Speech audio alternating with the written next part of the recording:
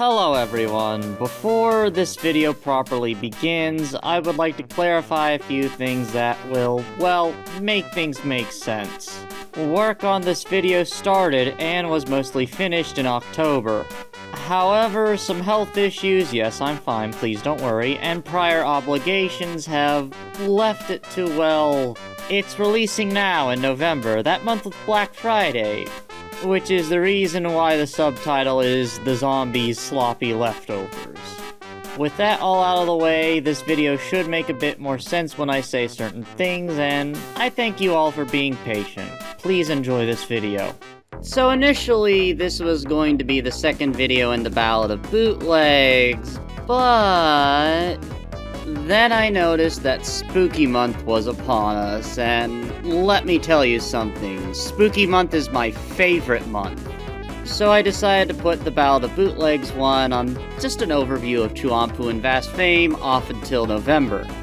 So then, I had two video ideas planned out, because it being Spooky Month and Spooky Month being my favorite, I wanted to go the extra mile. Good old Wolfenstein the Old Blood, aka the Nazi zombie shooting game. And then the load times for today's game happen. I rarely give anyone any sort of warning about a game, but if you're going to play today's game, please be advised that you will want to have a lot of patience for the sheer amount of loading times. In fact, even by the time I get into the proper preamble, the loading screen, raw, uncut, unaltered, will still be playing.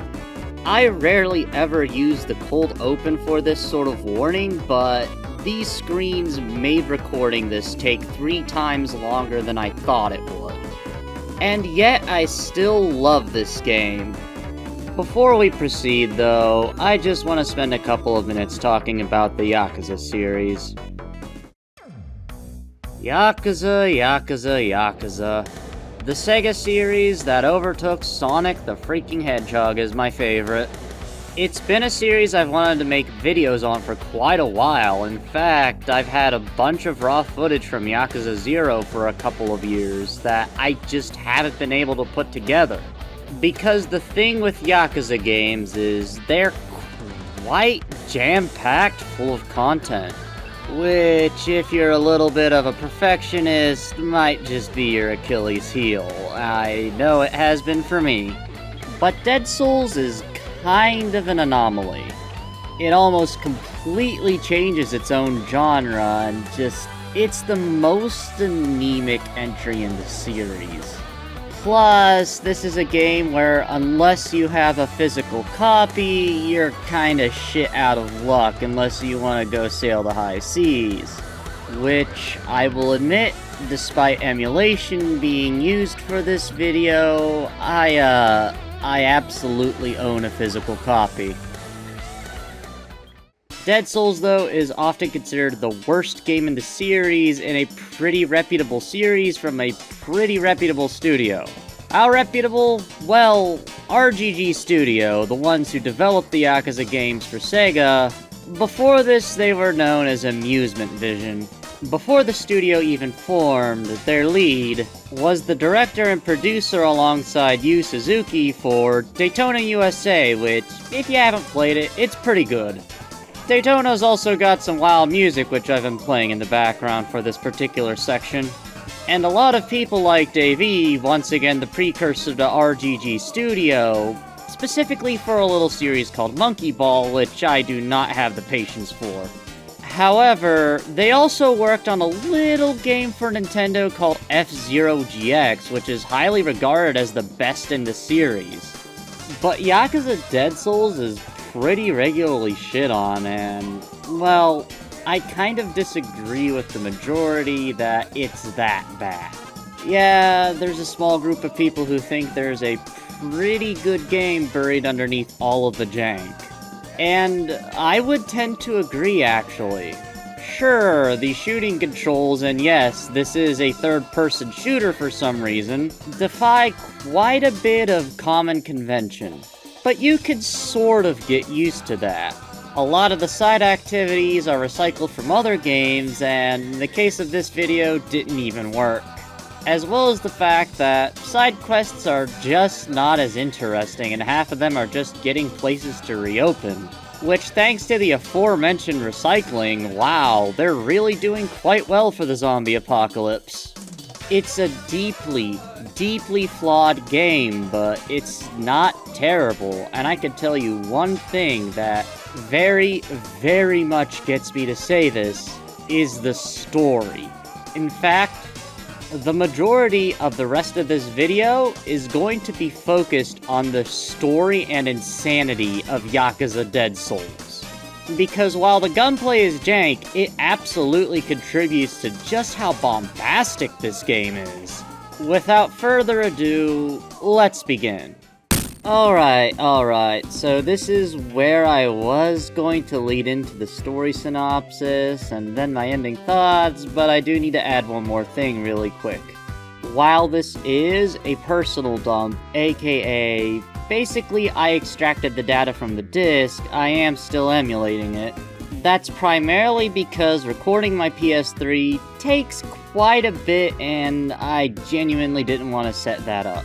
And while PS3 emulation has gotten really, really good, there's still quite a few hiccups running Dead Souls in it. Some texture popping, minigames just wholesale not working, the works. I feel it would have genuinely been a disservice for me not to mention this in case one of you, say, goes out and buys the game after this, only to see it working a little bit more jankily than Dead Souls already is. So even though I'm just tacking it on, I wanted to add that small word of caution before we proceed. Okay, let's get on to the story of Yakuza Dead Souls. While I am omitting the opening cutscene for the sake of being chronologically correct, Yakuza Dead Souls begins in everyone's favorite seedy little city, Kamurocho. A normal day with drunks throwing up, and loan shark Shun Akiyama about to do his collection runs. This is so stupid still. I'm having so much fun and the game hasn't started. Look at the amount of bullets. A completely normal day with completely normal things. Okay, I guess after all that, there is a little instance of... Okay, enough with the shitposting. Yakuza Dead Souls goes from 0 to 10,000 pretty damn fast. We go from Akiyama doing his collections run to, hey, here's a gun tutorial, have fun, at what I would call a pretty breakneck pace, to be honest. Of course, all it takes is one night for Kamurocho to become some disheveled ruin. As someone who likes seeing Kamurocho slowly change over the games, yeah, a sudden and jarring change like this, it's good food for me. It's genuinely pretty neat to see Kamurocho looking this desolate, this fast thanks to the zombies. And it's one of the things of a zombie spin-off that I think Dead Souls nails pretty much near perfectly. Regardless though, Akiyama's chapter is probably the most self-contained of the lot. You see, the main goal of Akiyama's chapter is to get his thick girlfriend some medicine because she had the very bad luck of getting a fever during the zombie apocalypse. And that is, a friend and assistant that is a girl who is thick, and I refuse to apologize for writing something that just killed my soul a little inside for saying. But of course, their workplace is compromised, so the downstairs neighbors have gotta be a better solution, right? But it's not that simple because Japan's SDF, the equivalent of the National Guard, worked comically fast to get these giant green barriers everywhere in the quarantine zone. So Akiyama winds up teaming up with a small-time Yakuza named Nagahama. So the two of them strike up a deal that Akiyama's going to clear the way out to a weapons store attached to a DVD shop, and yes, this is a thing in the main games as well. Akiyama does so, and winds up taking both his unique weapon, the Macedonian Twins Twin Pistols. Fitting for the first chapter, they're the most boring unique weapon you're forced to use. You also obtain a large backup pistol as well as an SMG here. But, with Akiyama and the lads all packing heat, Nagahama holds up his end of the bargain and helps him find a way out. This part of the game also goes into mutant enemies. Trickier enemies with gimmicks that I'll go over the ones I like as we encounter them in the story. Regardless, after braving the underground, the SDF very understandably instantly seal it off. You're then introduced into Kamurocho proper, which is less its normal self and more just a hub. You meet Hasegawa at this point, a scientist who, well, she only serves as the free battle tutorial as well as someone who tells you that you can reopen some of the facilities that were in other Yakuza games. This is all I'm going to say about it because anytime I tried to use these places, the game just crashed. Hence my focus on the main story over everything else. After all of that railroading, which is kind of a weak point of Dead Souls, but I digress, you manage to get the medicine from the doctor's assistant as the doctor is out, probably going to be eaten by some zombies. Rush back to New Serena, which was broken into, but Hana wound up hiding herself in the Oriental building. You also meet the mutant Monkey Boy. Monkey Boy is a little guy who makes ape-like noises that is really annoying to hit, but if you can stun him, is really fun to blast away at. While there are obvious complications along the way and Nagahama does step in to save Akiyama, the more important thing is on the way back, we get the workhorse of the game, the shotgun. Despite the fact that this game is very clunky and RGG obviously didn't have, let's say, adequate experience making a shooter, they managed to make a really good shotgun and it's amazing. Since I love shotguns in video games, this is great. I love it. For 90% of the game, the shotgun and its upgrades just become my main weapon. Sure, I sometimes use the pistol or maybe the SMG, but only one other weapon even holds a candle to the shotgun, and we're quite a bit away from seeing it. Me gushing about reasons to use this dork's gun shop aside, it turns out that Hana shoved herself into a locker. Which, to be fair, as silly as it is, assuming the zombies can't manually open things, actually isn't the worst idea to have yourself surrounded by metal. Regardless, during this cutscene, the first boss is revealed, and the game pretty much becomes Resident Evil on fucking mescaline. And mark my words, if you play this game, you will grow sick of this assless man of a Resident Evil reject. Dead Souls loves reusing this guy. And I mean, it's an okay fight, but not worth repeating that many times. But you get to use the boomstick a lot, and by this point in the game, you should have a lot of healing items, so here, as its own thing, it's not a bad fight. But while this isn't the last time we'll see Akiyama in-game, this is the end of the chapter, so it just ends with him questioning what the heck it was, and what the marking on it was, and so forth. But that's fine, because it leads into the Best Boys chapter.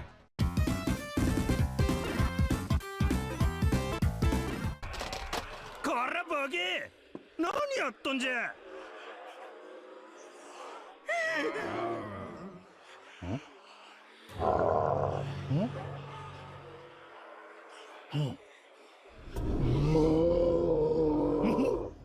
やっぱほんまもう迫力がちゃうな。最高や。まさかゾンビとやり合える日が来るとはの。The upside is that Majima's campaign is an outright romp. The first playable version of Majima before even Yakuza 0, and it's just him having a great time killing zombies. Unfortunately, this results in his story being the most threadbare of the lot. So I'm going to handle things quite a bit differently for Majima because of this. I'll start with the plot points that his story introduces at the beginning. Then I will go into parts of the game's presentation that I actually like and can talk about since we're into the game's story now. Then we'll loop to the 3 points from Majima's story that actually matter. So to cut it brief, the plot beats that Majima's story centers around is A. having a grand old time in the zombie apocalypse, as well as why is the villain of Yakuza 2, Ryuji Goda, and an Omi Alliance top brass being spotted within Kamurocho. The Omi Alliance being a rival Yakuza faction from over in the Kansai region of Japan. Sure, there's some other characters that I'm cutting out, and some places that I'm cutting out, but that's for the purpose of future Yakuza videos, and me not wanting to spoil some of the best parts. Or at least some of my favorites. As for the presentation, Yakuza Dead Souls is what one could call an engine swan song. The Yakuza games that came after this would all use new engines. But sometimes a developer just wants to see if they can squeeze that little extra bit out of it. So thus, despite the grimy look of everything, thanks to, the apocalypse, Dead Souls has some pretty remarkable visual fidelity for the PS3.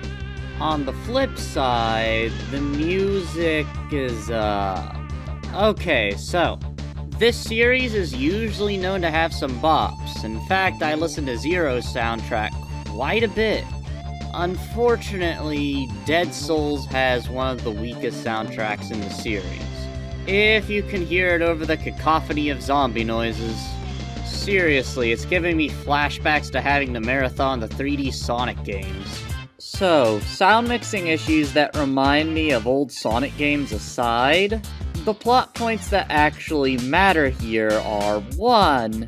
That during the defense of Kamurocho Hills, and again, this is more leaving things vague for the purpose of when I tackle the actual games, a giant super complex that is worked on over the course of multiple games, Majima kind of, shall we say, gets bitten and decides to do what he can with what time he has left.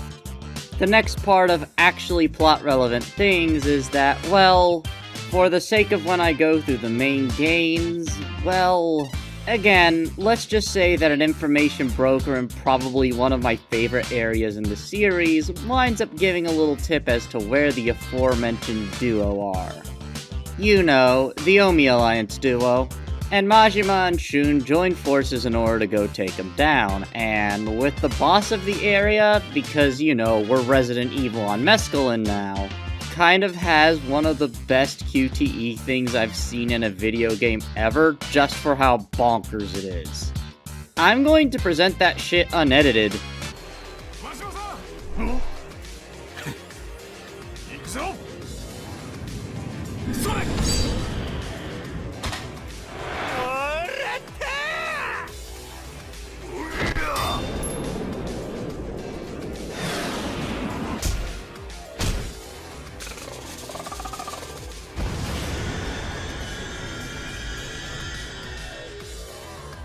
But, to use some stock footage, and don't worry, the payoff will be worth it when I get to him, we find Ryuji Goda. He's the next protagonist.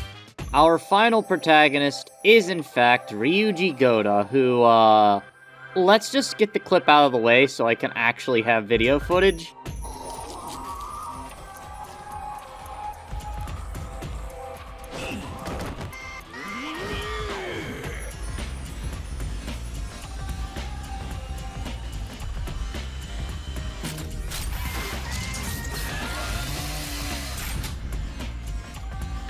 I mean, I told you all this game was basically Resident Evil on Mescaline. So yeah, Ryuji Goda's unique weapon is a fucking Gatling gun arm. Even by the context that is the Yakuza series, this is kind of batshit. But plot-wise, while Goda's chapter is probably one of the strongest, it's one of the weakest gameplay-wise. So during this part, I will be absolutely talking about some of the gameplay hiccups that Goda's chapter pulls. In fact, the first part of Goda's chapter is probably one of the worst experiences in tedium I've ever experienced in a video game, period. So basically, the setup is like this. You're trying to hunt down Goda's sworn brother as well as the scientist that he's teamed up with. Ones that were revealed at the end of Majima's chapter.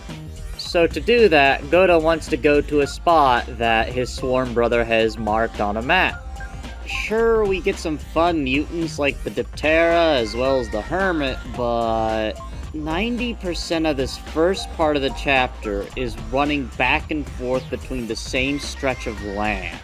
Now usually, in a Yakuza game, this wouldn't be as bad of a thing because of the fact that Kamurocho is just again one city. But Dead Souls, especially in this part, makes the mistake of restricting you even further. You are painfully railroaded onto like 3 or 4 narrow streets just to get some tank rounds. And sure, I get it, it's a tank round to blow through the barricades, it shouldn't be easy to get. By the same token though, this makes the gunplay a little more clunky, especially since you can be knocked down. Of course, it all culminates in the final section of the slog, where Goda gets to show off being Forklift certified! Joking aside, this section sucks. Your fuel gauge is a time limit, you're going to need to get on and off and protect the forklift and just, it's the fucking worst. And while I do often call this game my favorite bad game, this part just ain't it, Chief. This entire time, though, it's all been to get out of the exclusion zone in order to find a building that Goda's sworn brother had marked on a map of Kamurocho. At this time, though, I decide to give the whole helping out places stuck in the quarantine zone a try again. And while it crashed on me when I tried to play a game of Mahjong, I do kind of appreciate the parlor having dreams of an absolution from Sonic 06 in the background.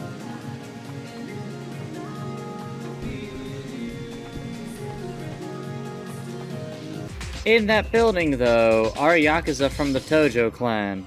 Luckily for Goda, they do buy that he's not the enemy. Unfortunately for them, they all get wiped out pretty damn fast, with one of them saying that the whole process feels good. This is better than sucks.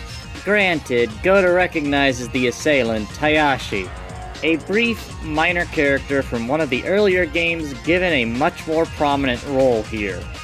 Unfortunately, with the fact that even more places are now quarantined, this brings us to the worst part of the game. Little Asia. Little Asia is the fucking culmination of everything wrong with this game. You're stuck going back and forth through very thin corridors in very small areas, which are miserable to shoot through. It is, in fact, quite impressive in all of the wrong damn ways that they made a chapter about a man with a Gatling gun arm have this many pitfalls. Because, with the main beat-em-up gameplay that the main Yakuza games tend to have in its combat, this would be fine.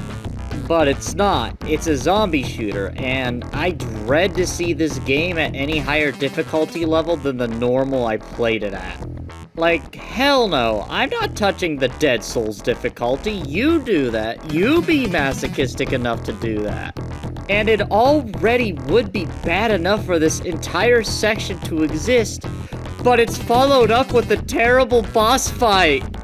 Like, this whole thing is supposed to be tragic, but awesome. Because the whole thing is basically the man that took Goda in and taught him to make takoyaki has now been transformed into this giant squid octopus mutant. But all I can think the entire goddamn time is that the arena is too fucking small and I keep getting knocked down, and thank fuck I stocked up on so many healing items. Just holy shit.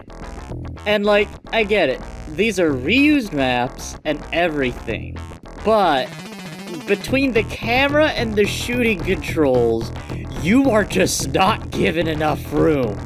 It just doesn't work. This is the one part of the game where I could say that I genuinely was miserable. But the writing does shine through when Goda puts down his old mentor by using what he taught him to prepare takoyaki. A single pierce in order to kill an octopus swiftly and painlessly. Luckily, the end of Goda's chapter is passable enough. You fight a really big ugly fella capable of tearing down the barricades, as well as a face that I hope players of this game aren't sick of seeing, or lack a face really. Two assless men. But regardless, it's time for the main event, the final chapters of the game. We gotta talk about our boy, Kazuma Kiryu. So chapter 4 is actually where that intro cutscene finally comes into play. With the best dad figure in gaming, Kazuma Kiryu, getting a call from Haruka. Or rather, someone that's kidnapped her and once again reduced Haruka to a, living damsel MacGuffin. Since it's all a setup just to lure Kiryu back to Kamurocho. Which, while it's a little over 30 seconds, I actually want to let one chunk of this cutscene play in full. Words cannot do it justice without seeing it.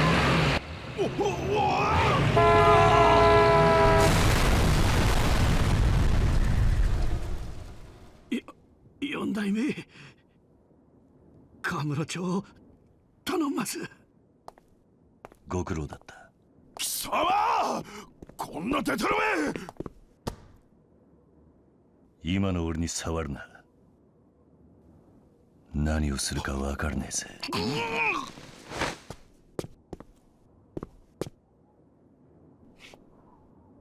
To put it in brief, he has trucks driven by some Tojo boys blow a hole in the barricade. The SDF just let him pass through, and then he begins fist-fighting zombies. And aside from the fact that you can't permanently put a zombie down with your fists, he's winning. Yeah, I'm not even going to pretend that I wasn't laughing my ass off whenever I first saw this. This is great. Kiryu's chapter starts with a fucking bang. As awesome as Kiryu taking on zombies in a fistfight is, it is ultimately a war of attrition. So it's probably a good thing that SDF Sergeant Tasagi winds up saving him. And I do like that the storytelling, despite being, again, Resident Evil on mescaline, a lot of it stays true and grounded to how they've written the characters so far. Like, yeah, Goda's a lot nicer here than in Yakuza 2, but considering he survives in this continuity after the events of Yakuza 2, that's still saying something. He's had time to grow. So even though the fist fighting in this game is kind of clunky, I will praise that Kiryu avoids taking a gun as long as possible. After all, in many circles, bringing a gun to a fight with just melee weapons or fists, that's dishonorable. Regardless, we're beginning to get to the parts where the bookends start kicking in.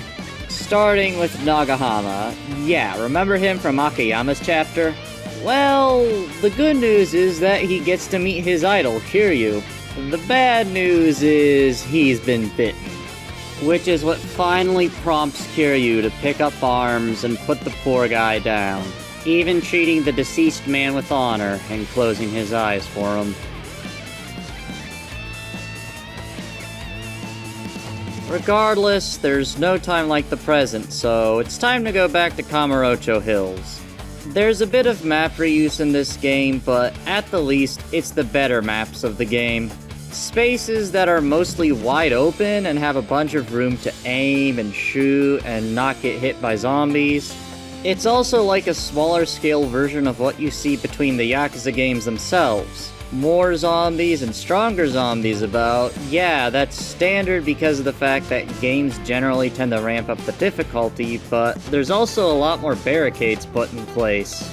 Which is a neat touch because it shows that Majima and the Hills crew are genuinely trying to keep things at bay. Regardless, once in the hills and after fighting off a bunch of zombies, Majima shows up and informs everyone that, you know the area I didn't want to talk about? Well, yeah, everyone's been moved there. as well as the fact that he has been bitten and would just like to go out on his own terms, which is a pretty big mood to me. Regardless, it's both time to go check on everyone down beneath the sewers, as well as go hunt down Nikaido, Goda's old sworn brother. Granted, before you can hunt Nikaido down, you do have to defend the place that I am not mentioning. Which means it's time for a sewer holdout, which, it's a drag, but it's not Little Asia. Unfortunately, the part that comes after this sucks just as much as Little Asia. To shorten an explanation of a pretty tedious boss fight, the only upside is it gives you a sniper rifle if you don't have one. But, despite the fact that you have two companions for this fight, both of them kind of suck at keeping zombies off of your back. As well as the fact that you are expected to juggle between sniping with very terrible controls and bailing out your companions who can't keep the zombies off your back in order to make sure that you can actually take your shot. And if they get taken out, then you lose the one saving grace of having an AI partner or two that keep the zombies off your back some of the time, and now you have them keeping them off of your back none of the time. Just, ugh. This boss fight plays to none of the game's strengths at all. Luckily, I think they knew it sucked because the last portion of this chapter is an absolute joyride. On your quest from the current Tojo chairman to go find a master gunsmith in Kamurocho, you get given an armored vehicle. The armored vehicle has a very big gun. You get to go absolutely fucking apeshit with this gun, and it's kind of glorious. Just going from struggling with a sniper rifle to... I started blasting. Excuses to be a meme lord aside, that's where this chapter ends, since the final chapter begins once they make it to the gunsmith. The final chapter begins at the gunsmith shop, who also deals in prosthetics. Of course, he's responsible for the Gatling gun that Goda has, and of course he's getting maintenance on his badass arms, so... After a while, Kiryu and Goda, two ex-Yakuza, decide to team up. And it's probably the fact that I've been playing so much in my downtime, but I really can't help but think about Yu-Gi-Oh! Every time I hear the word Millennium anymore, like with the destination of the Millennium Tower. But more importantly, while there you get Kiryu's unique weapon, which, while it can be upgraded, it's an anti-material rifle. And I didn't really try it in earnest until I reached the tower where, in absolute defiance of all firearm common sense, hip-firing the anti-material rifle is the strongest weapon in the game. Which is made even more bonkers by the fact that Majima's office has regenerating ammo. All you need to do is leave the area, come back, and once you do, there's an endless supply of anti-material ammo just waiting for you. But the thing is, this is so ridiculous that I just completely glossed over the rest mentally. Like, I'll give you the story beats, and then my thoughts that followed afterwards. So it turns out that Hayashi was patient 0, injected with the substance Thanatos from Nagoshi's accomplice, Didi. Didi, however, does let me go into the fact that a lot of Yakuza villains wind up looking like the voice actors that portray them, which I think is a pretty neat touch. Didi is voiced by Pita, or as he sometimes romanizes his name, Peter. He has played a lot of roles since the 60s, but I'm just going to go over the funniest ones, as he's the Japanese voice of both Kaim and Grimoire Weiss from the Draconeer series. Here, though, he's a mad scientist that turns Hayashi into a scaly zombie and starts the entire outbreak using him. But it's all kind of undercut when the boss fight leading to this information is just a lot of, well, you're seeing it on screen. The anti-material rifle, hip-fired, which if you know anything about this firearm is not how you're supposed to be using it, is so stupidly OP that it trivializes the entire goddamn fight. It's amazing. And when it comes to the penultimate boss before the two-parter, which is two shiny assless men called... Wait, are their names just literally gold and silver? Daring today, aren't we? But anyways, you might need a little bit of splash damage, but you've got a grenade launcher for that. At this point, you'd be stupid to use anything that's not the grenade launcher or the anti-material rifle. These are supposed to be final fights, but no, they're just so trivial.